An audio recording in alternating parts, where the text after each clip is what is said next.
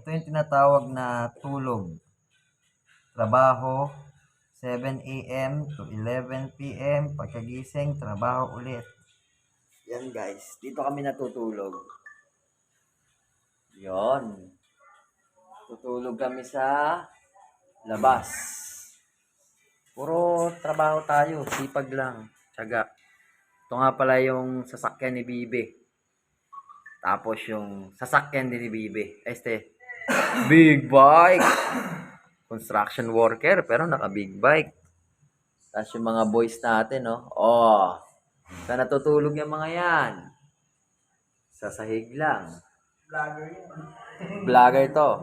Shoutout nga pala sa mga kapoke. Tapos other vlog. Team trabaho. Yon, thank you guys. Trabaho lang tayo ng trabaho. May pintura pa ako. Habang yung iba dyan natutulog na, kami nagtatrabaho pa rin.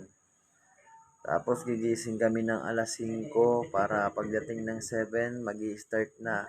Habang tulog ka pa, kami nagtatrabaho na. At habang gising pa kami, ikaw natutulog pa rin. Tulog ng tulog. Sa madaling salita, ano ba eh? Habang sila mahimbing na ang tulog, tayo nagtatrabaho pa rin. At sa umaga naman, habang mahimbing pa yung tulog nila, nagtatrabaho pa rin tayo. Tapos habang matutulog na sila, o tulog na sila, kami nagtatrabaho pa rin.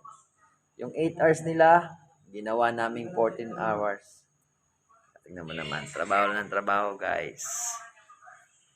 Here at Pampanga. Ang ganda ng sasakyan ni Bibi, oh.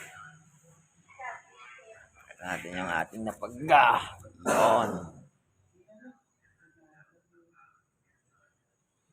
Yun. Ang yabang.